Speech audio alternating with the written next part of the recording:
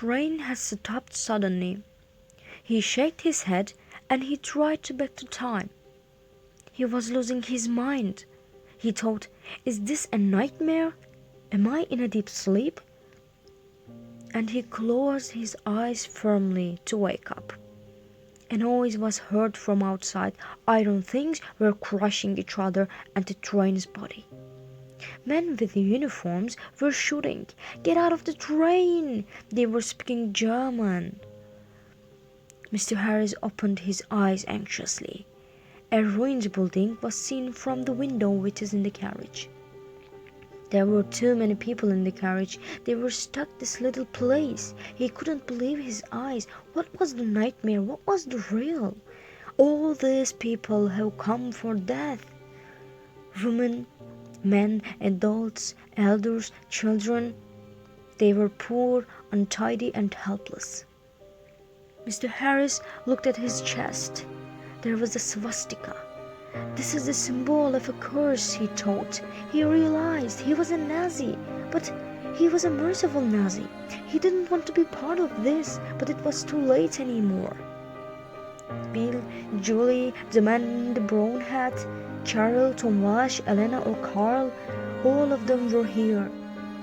They were his neighbors from Berlin before the war. But now they were just some prisoners because they were Jew. Mr. Harris's mind had written his own story before, but now he knows. Julie didn't escape with a tall man. She died while she was trying to jump from the window because she wanted to escape from this hell train. Tomasz never had a bag or money. Guards have taken him because he had hidden his mother's ring on his mouth. Elena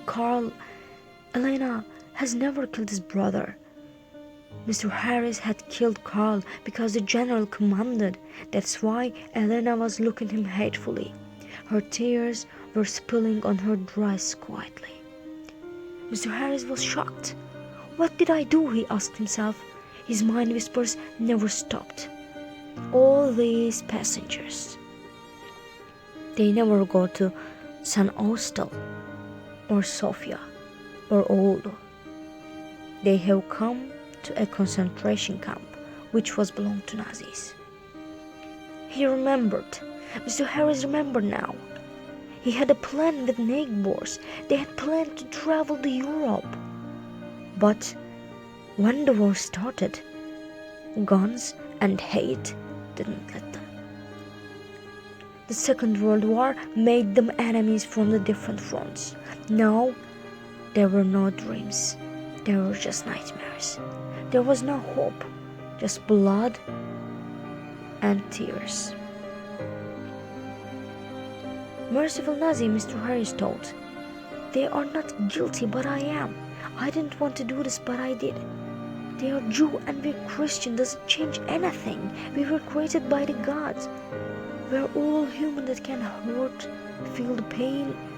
All of us deserve breathing with people who we love, live a long and peaceful life. All of us, we can die because of bullets or even because of words.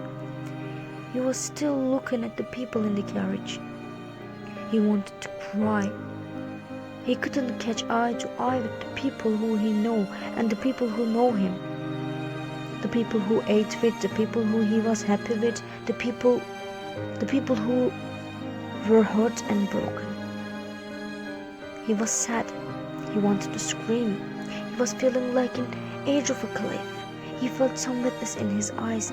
His destiny and his mind was playing with him. For days, he was watching the tortures in this camp. He couldn't stand this ruthlessness anymore. Maybe he couldn't stop a huge war, but he could die with his honor.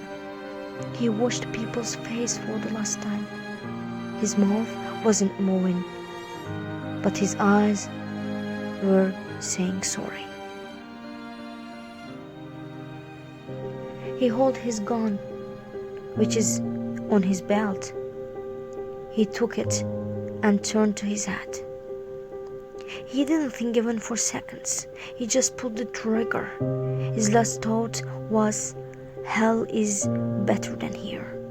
For all the passengers, their tickets were for one way. One way was death.